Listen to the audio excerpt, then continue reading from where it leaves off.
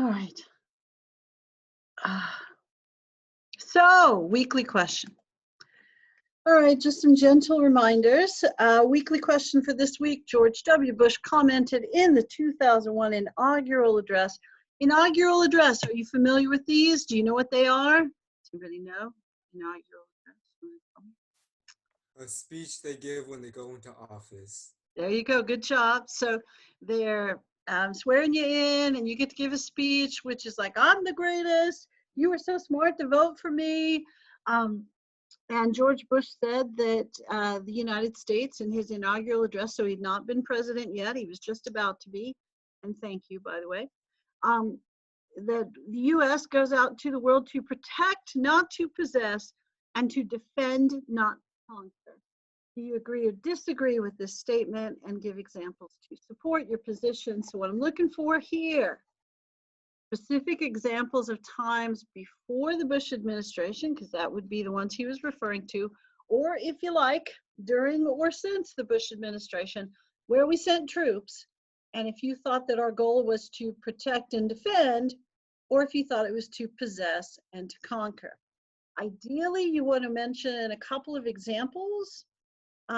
There's certainly some in chapter 27, which is sort of the expectation, but you could use some earlier ones or some later ones. So the chapter 27 ones would be from the Bush and Clinton administrations. So you've got troops into Kuwait and Iraq. You've got troops into wherever Clinton sends them, Bosnia, Serbia, Kosovo, Mogadishu, Somalia, those places, not Rwanda. I know it says it in the notes, it's wrong, so we need to fix that. So sorry. But we will send troops in a variety of places. You can also mention places that we just always seem to have troops, like the Middle East, pretty much some country there at some point. Where do we always have troops? We have military bases all over the world, so anywhere there's a military base. Also, hey, somebody texted Christian and told him to come to class. Good job. Oh, sorry, that was just recorded, wasn't it? Korea, we've got troops near Korea. We've got troops in Japan all the time. So there are places that troops are always stationed. So you could mention those if you like. But mention some specific instances where we send troops or where we have troops and what they're doing. So dates, places, that sort of thing, and your assessment if they are there to protect and defend, or if they're there to possess and conquer. You could also mention maybe that we occasionally have troops at Guantanamo, probably not there to protect and defend, although you could argue that. I would also suggest to you that as you answer this question, you don't ignore the other side, okay? So even if you think the main answer is protect and defend, mention a time where it looks a little more like possess and conquer. You know what I'm saying? So specific examples could be from chapter 27, could be from before. I would prefer that you not go before, I don't know, anything that we talk about in this class. So I wouldn't go back to War of 1812 or Mexican-American War. I mean, you could if you felt like you really had to, but don't. Do you really want to go that far back? I mean, you could. I don't care. You could. But I'd prefer you talked about something more recent, 20th century or close. That doesn't mean you can't talk about Spanish-American War. You could. All right, and the Reagan question, there's a separate video on, which is clearly the most watched video of any video I've ever posted, because I think 25 people have watched that, so good job. On the Reagan video, just make sure, the Reagan question, you're supposed to talk about his domestic and foreign affairs accomplishments, so stuff he did at home, stuff he did away from home. Be specific, not like he made the economy better. Tell me, what the stock market did or how the interest rates changed, or something more specific. And then foreign affairs, talk about something specific, some place we went, something we did, an event that has a name and a time and a place. And don't forget the last part that says, why was he still popular even though we were broke? So, nah. All right. Do you guys have any questions you want to ask before we get started? Oh, the other thing, book reviews, I'll probably grade those. For your class, I think tomorrow, I know tomorrow's the day I've set aside to grade yours. And I should finish my middle class tonight and I'll do yours tomorrow. So, and then I'll probably look at them again one more time on Sunday. I would say Saturday, but I've got 2 meetings and a wedding. Who gets married in a pandemic? Must be true love, right? Um,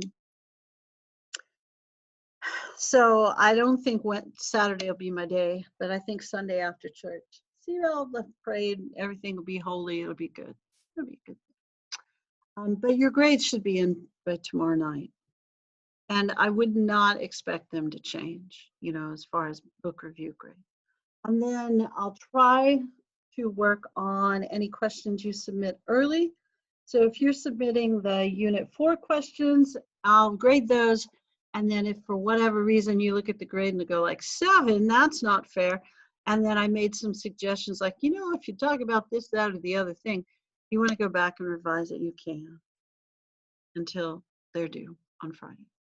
But try not to do it 5 times, okay? Because I'm not going to look for it 5 times. I'll probably look for it twice. You know what I'm saying. All right, anything you want to say? I said a lot of stuff there. Got any questions? Anybody concerned about the mayor of Austin going to Mexico? That's so funny to me. But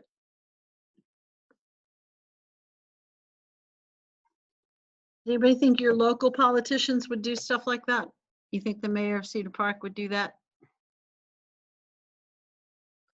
Politicians are never corrupt. I know. I don't know what I was thinking. I don't know what I was thinking. I know that I saw photos of the mayor of Leander in New York City. I think he's got a child who studies there, goes to college there, works there or something. It's like, well, but I mean, to be fair, in Leander, we don't really believe there is a coronavirus. So people get, I don't. Now it doesn't mean like if you go to HEB, you don't have to wear your mask. You still do, but you complain about it.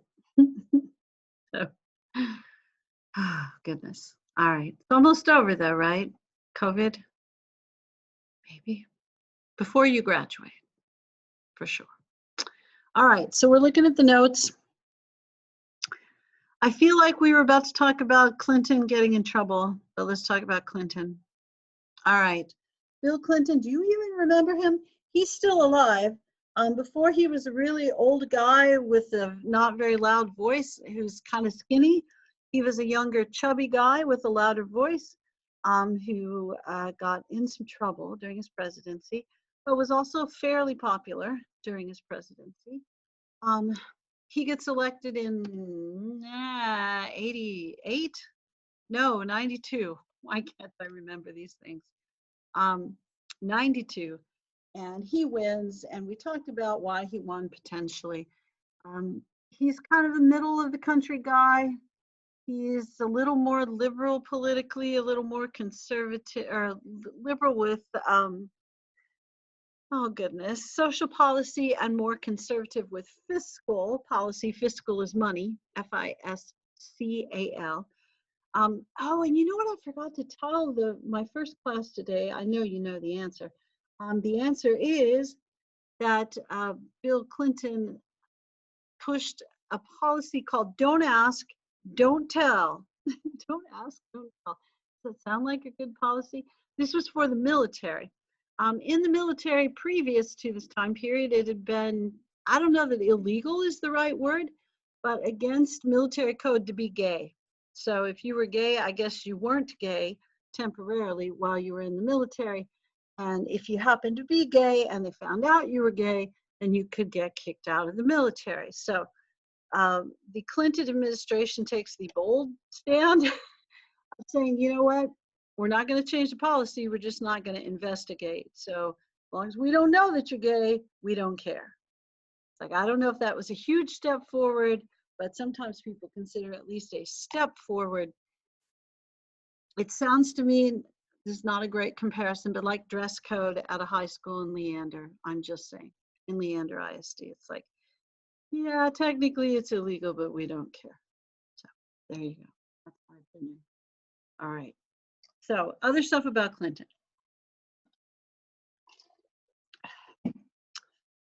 Clinton focused on the economy. Did pass NAFTA during his presidency. A few scandals. There was domestic terrorism. I feel like we talked about this a little bit last time. So you had the bombing in Oklahoma City, the rise of those militia groups. Dang, when was that Branch Davidian thing at Waco? Crud. I think that was, yeah, that was during the Clinton administration as well. That thing was a mess. Do you guys know anything about that? I don't even remember. Did that even make the book? I think it did. But I don't know why it didn't make my notes. I'm going to look it up. That's what I you think guys it was. know. Sorry, I go think it ahead. happened during the mid-90s. That's what I was thinking. And I felt like it because Janet Reno was the attorney general. I know you guys are going like, whatever. Janet Reno was the attorney general. And there was a lot of criticism about how maybe that was dealt with. Okay, there was a lot of criticism. All that's coming out, did you know there's a memorial to the Branch of Crime? Who would go to that? I'm sorry, that sounds terrible, doesn't it? 1993 is what it looks like. Oh, here we go. Here's the actual, oh, crud, it's Wikipedia. Have you guys gone onto Wikipedia lately? If you go onto Wikipedia, it asks you for money. It's like, no, I didn't even mean to go on Wikipedia. Okay, 1993. That is definitely the early part of the Clinton administration. They also have that thing with that Elian, what was that kid's name? Gonzalez, I think, the little refugee kid from Cuba. And folks from Cuba were still coming over during that time period on rafts and really bad homemade boats and stuff. So he and his mother and some other folks came over on a really bad raft, refugee boat, and it fell apart and he survived, but his mom didn't. So he ended up in Florida and had some distant family members that he was going to go live with, but then the Cuban government said, no, you have to send him back because his dad lives here. His dad was in the military, and Fidel Castro was like, you got to send him back.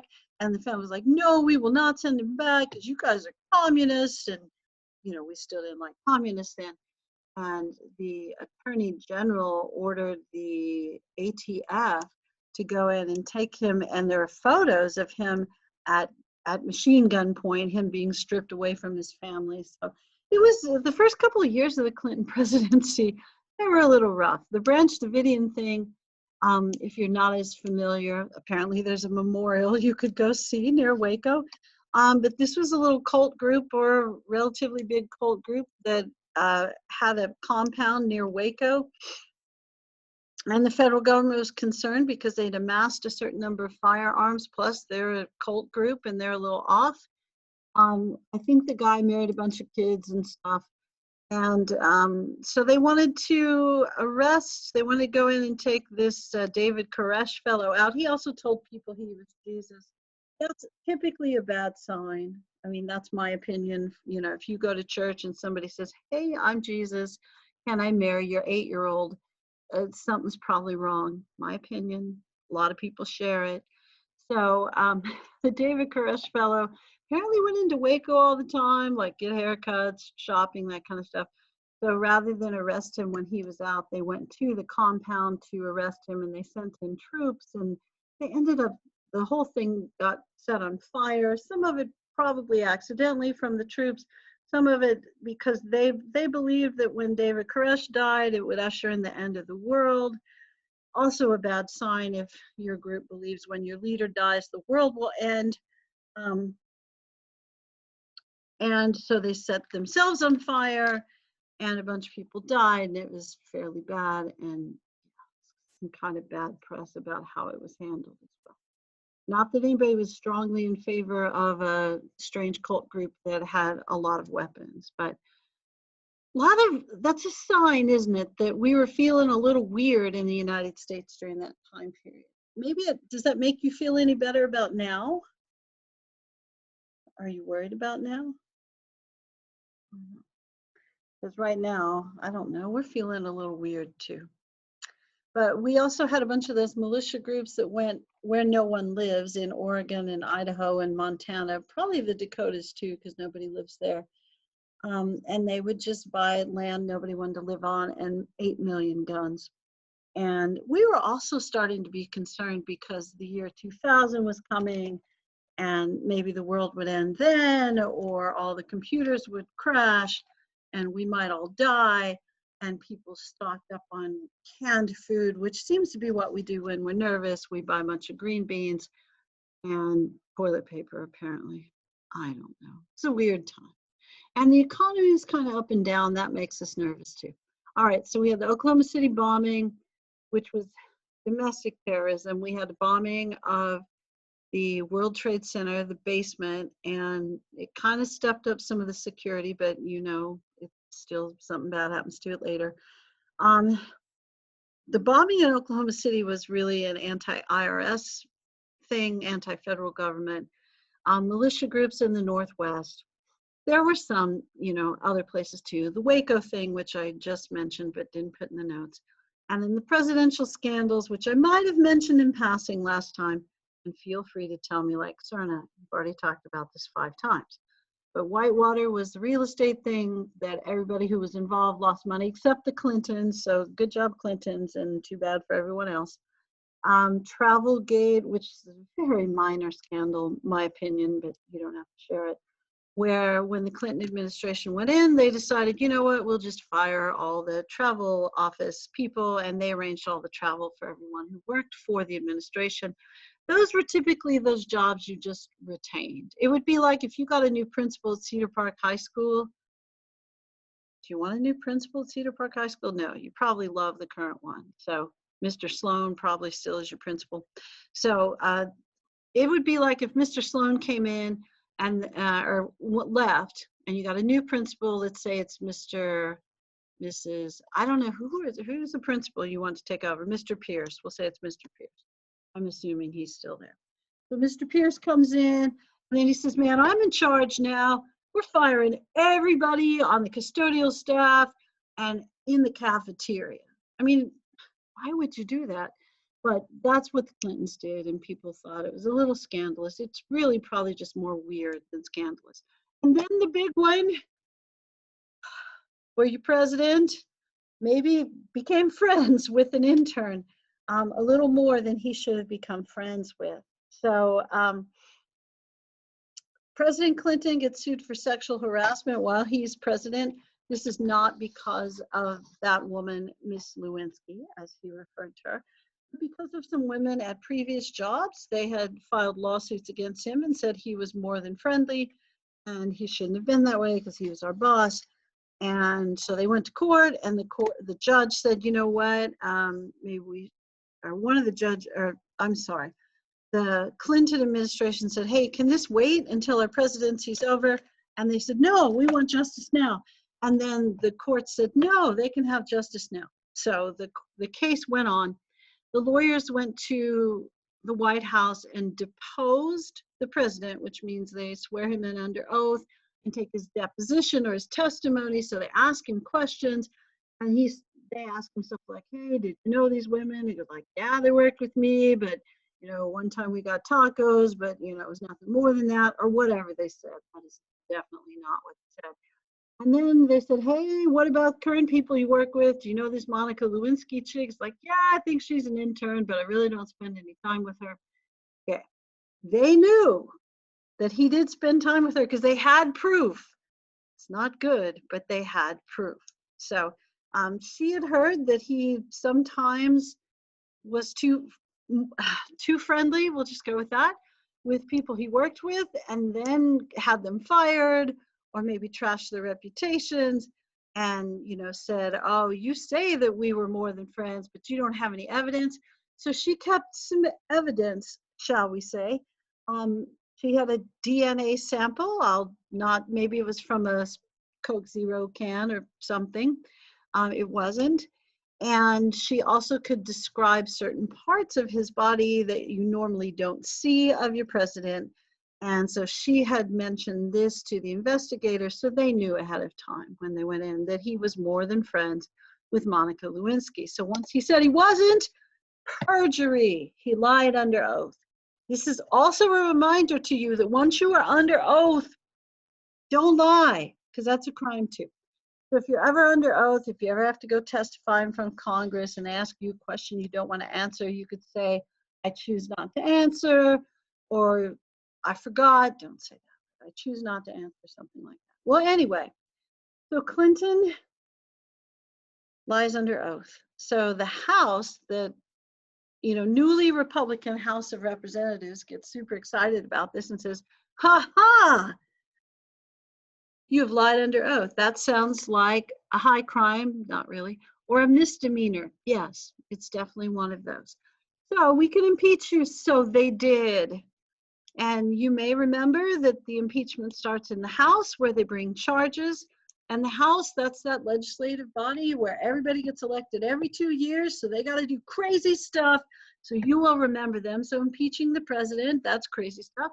And then the Senate, 6-year terms, a third reelected every 2 years. They're not nearly as crazy. They're in there longer. They don't have to make a big name for themselves right away. And people sort of expect them to be, a little more stable. So when they get the case, their job is to put on the trial. So they put on the trial where, excuse me for the yawn, is fairly clear. It's completely clear. And we get a lot of evidence and testimony and pictures of evidence. I'm not saying of our president, we don't get any of those pictures, thankfully. But there's all sorts of evidence that Bill Clinton lied under oath. And the Senate says, yep, he lied under oath, and nope, we're not kicking him out. So, it's pretty embarrassing. Mrs. Clinton, not a big fan of what went on here. Doesn't do much for Monica Lewinsky's reputation either. And I don't know, I always felt kind of bad for her, understanding that her friendship with the president was inappropriate, but he was substantially older and her boss essentially, and she was pretty young. She was a college student. So, no offense at all, but when you're 20, you're not brilliant. I know you guys are super bright, but your judgment is different. It truly is when you're younger. So he's probably the one that should have known better. And she was probably the one that was probably a little overwhelmed by the attention. I don't know. But anyway, her reputation's pretty trashed.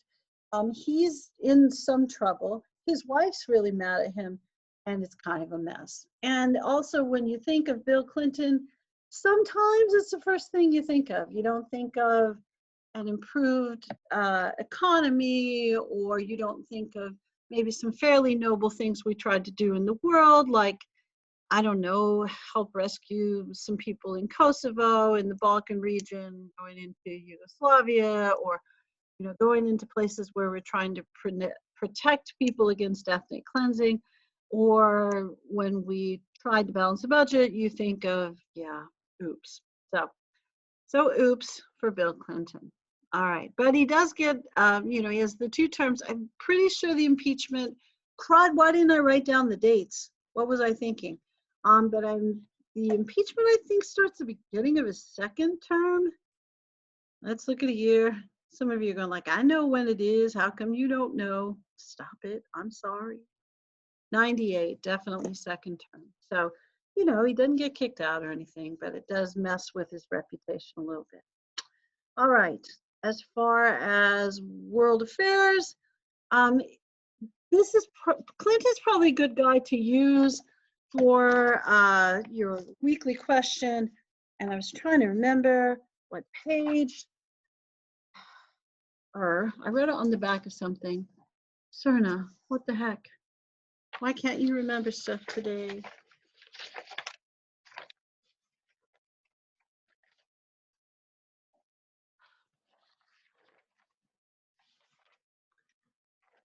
I wrote all kinds of stuff on the back of the paper, but I don't see it. I want to say, I'm going to look one more time.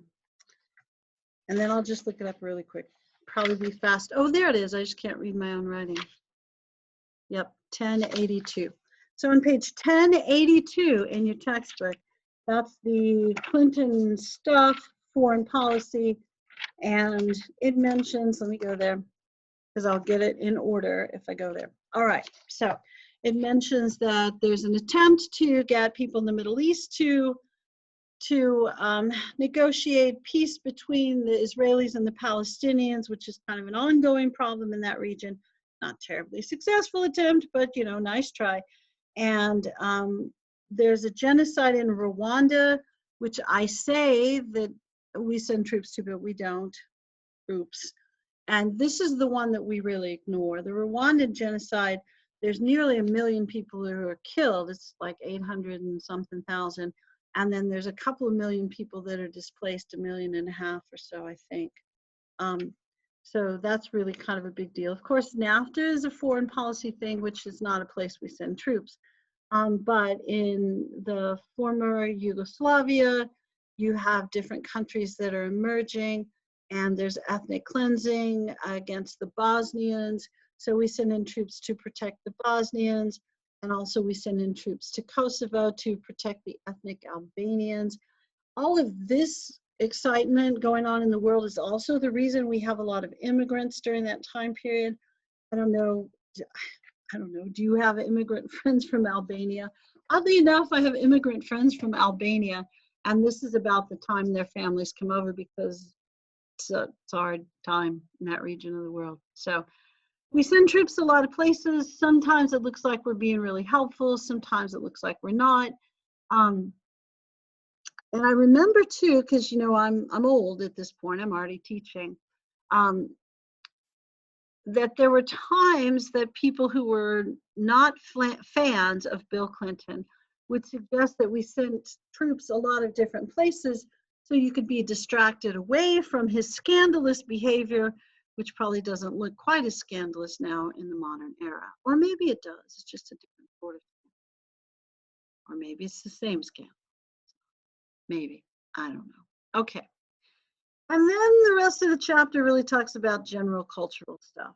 So we will talk about general cultural stuff. I'm gonna stop for 1 second to see if you have any questions, longer than 1 second, and also to, take a drink. So do you guys have any questions?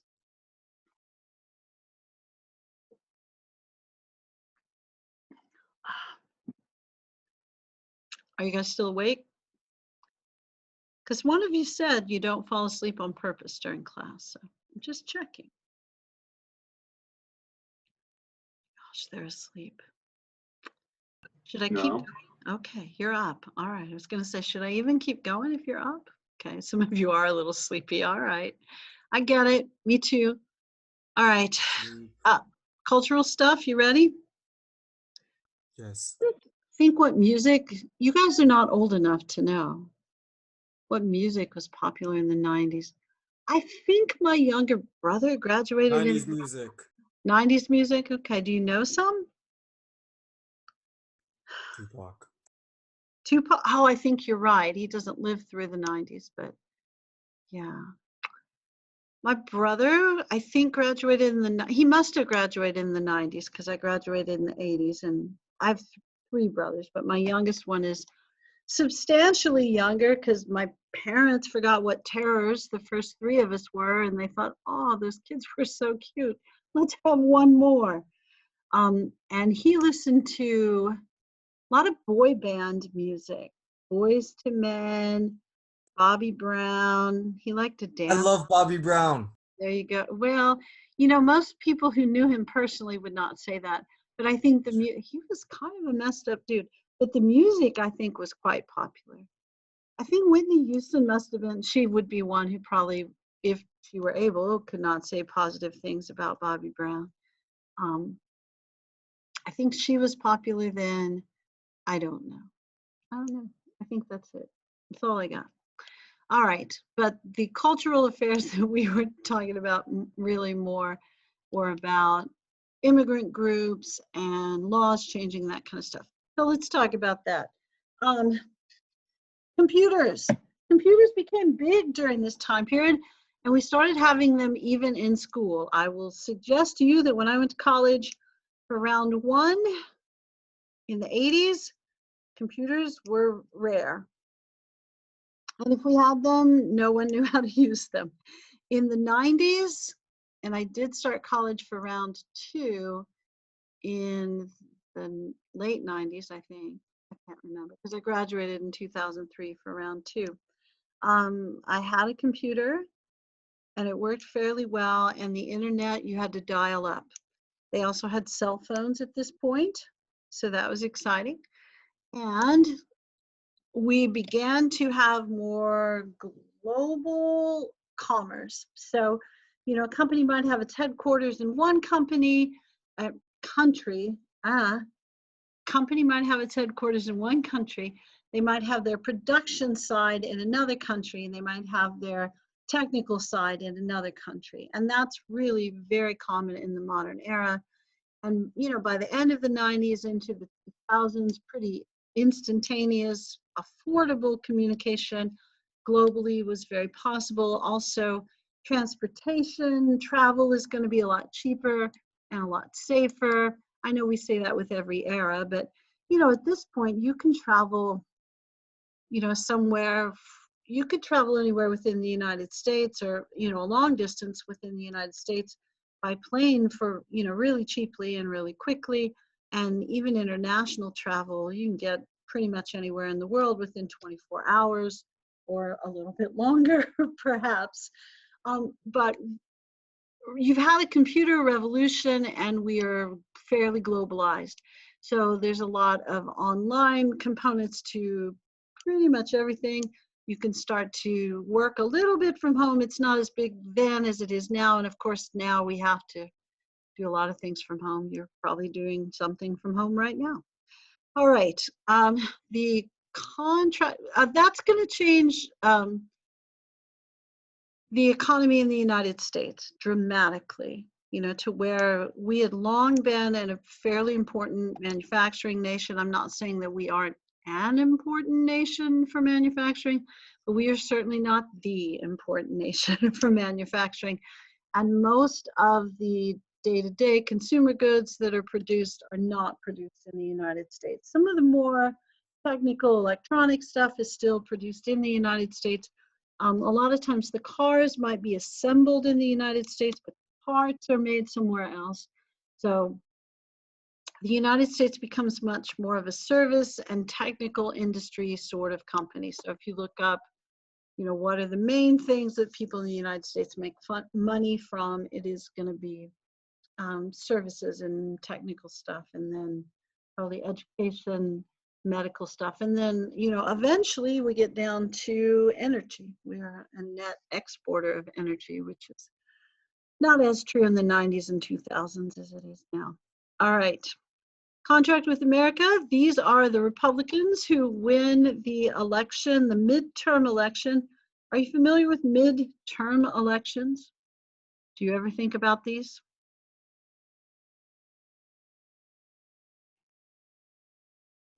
Do you think oh, wait, somebody's saying something. Let me look.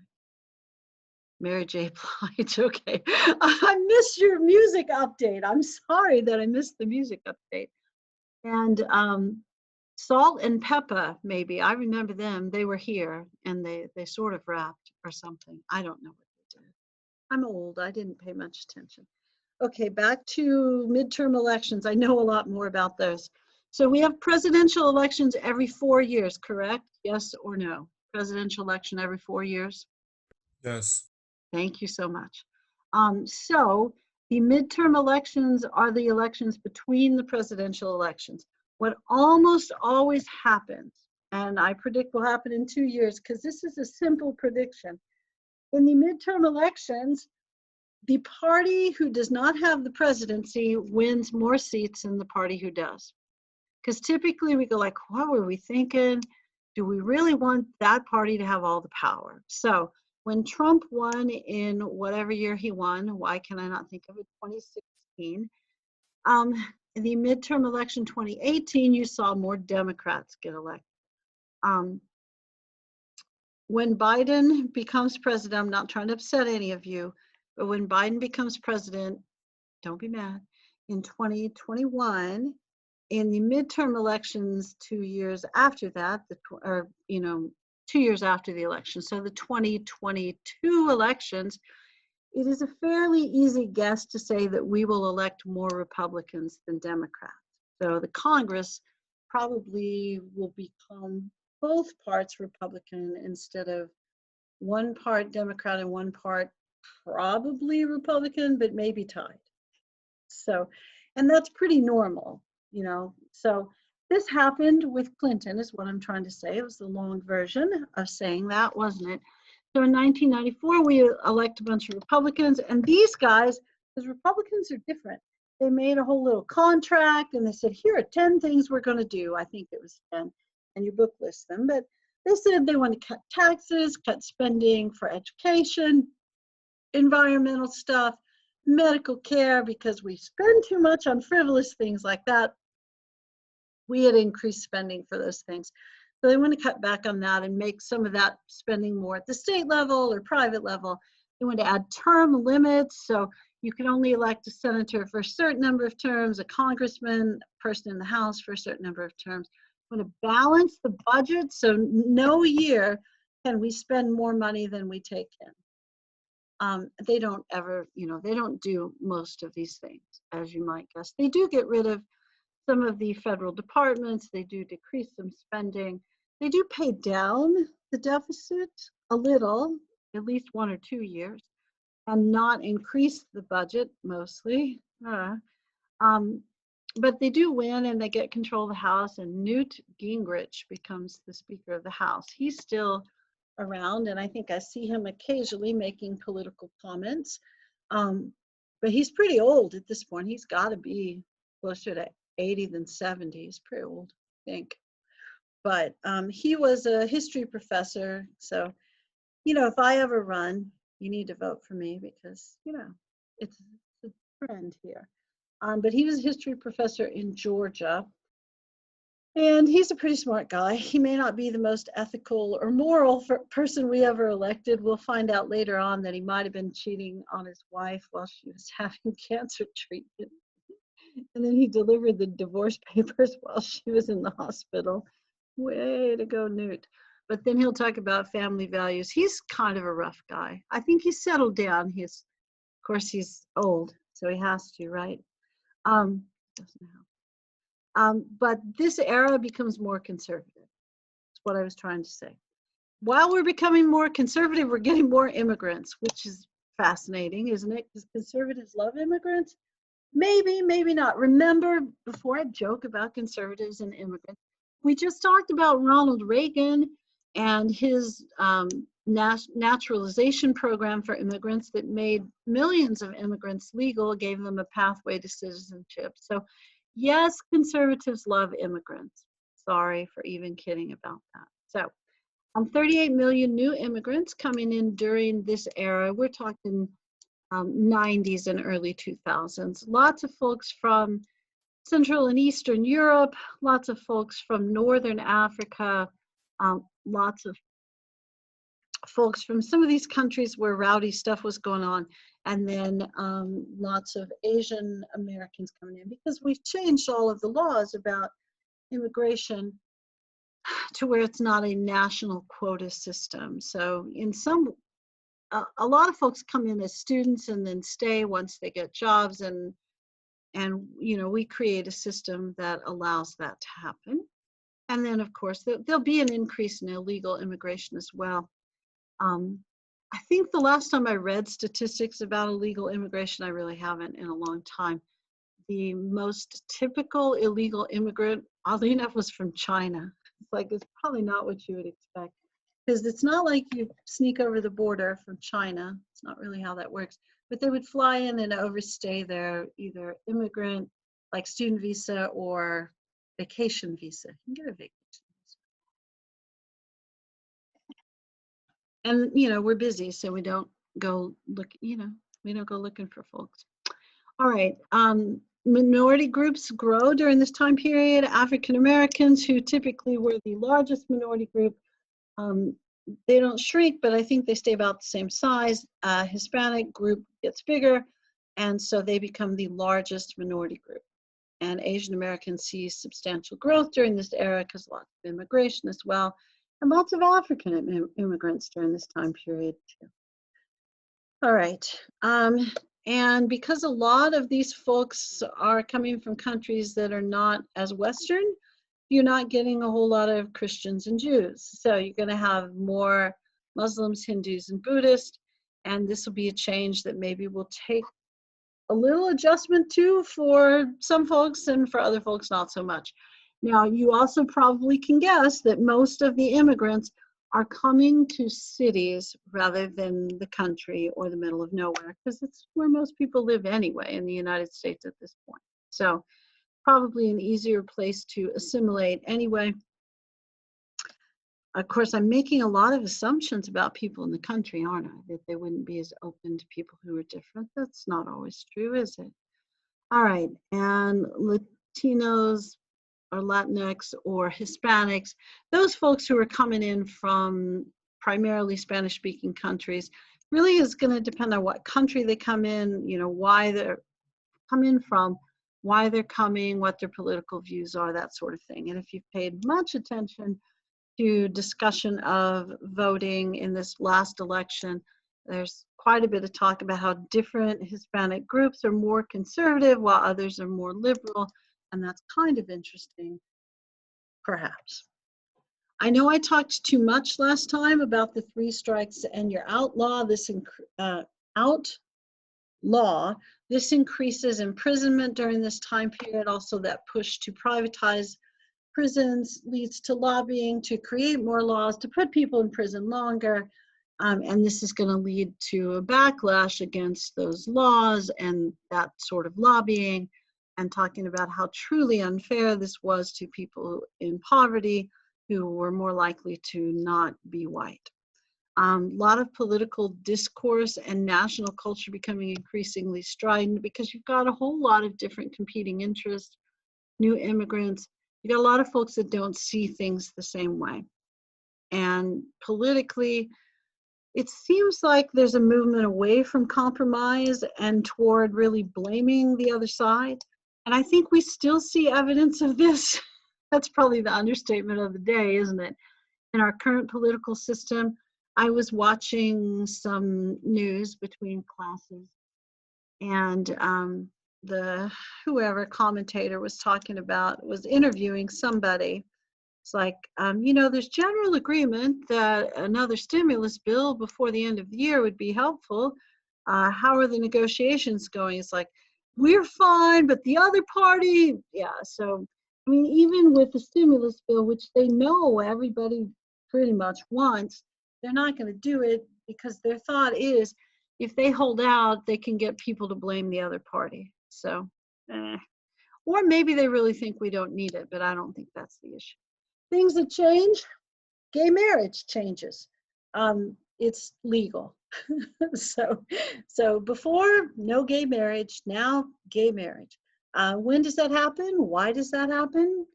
It happens because conservatives didn't want gay marriage. You go like, that's stupid. Why did you even say that? Because I'm right about this.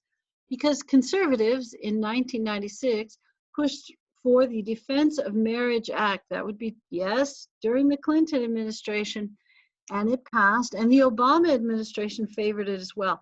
You know who didn't favor it? Yes, the Supreme Court. They said, you can't make a law like that. You can't legislate who gets married and who doesn't get married. Is that really a decision the government makes?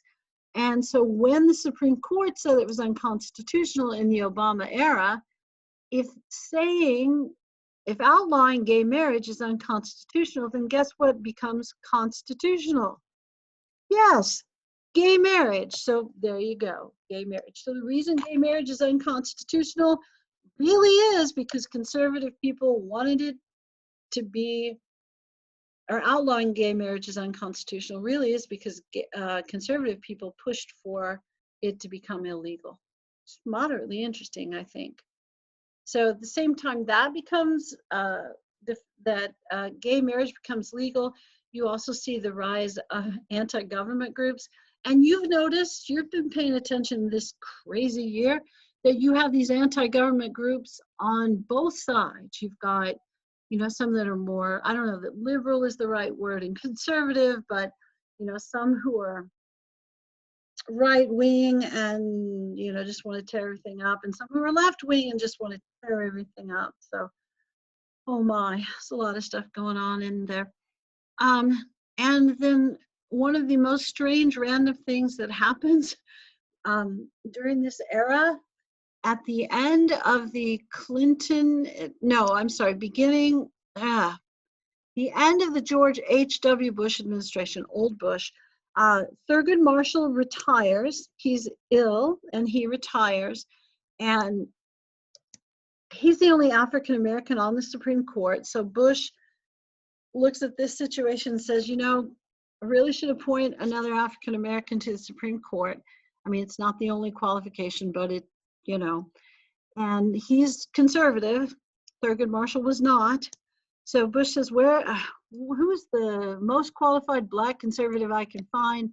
And it was Clarence Thomas. Clarence Thomas was, you know, rags to riches story, not riches, but, you know, really well educated, Yale Law School, very successful, very like serious, quiet, sober-minded kind of fellow. And it seemed like his personal life was above reproach. You couldn't complain about him. And so they nominate him, and it looks like things are going pretty well. And then he gets accused, yes, of sexual harassment by a woman who's incredibly conservative, you know, really hasn't, and I don't mean she's a Republican, I mean she's lived kind of a quiet, professional life. She's a law professor at University of Oklahoma. She's, you know, not in the public eye. She's had just very, you know, normal, respectable kind of jobs, the same way Clarence Thomas has. And they both have these great stories. They're both incredibly intelligent. They both seem just above board, like neither one of them would lie, and one of them had to be lying. You know, and it's not like a bunch of people came out, no one else came out and said, you know, Clarence Thomas talked about porn all the time at work. No one else said that. But then no one else came out and said, you know what, Anita Hill's making stuff up. She was always crazy like that. Everyone who came to talk about either one of them said that they were both great people. So somebody was lying. I don't know that we still to this day know for sure who it was.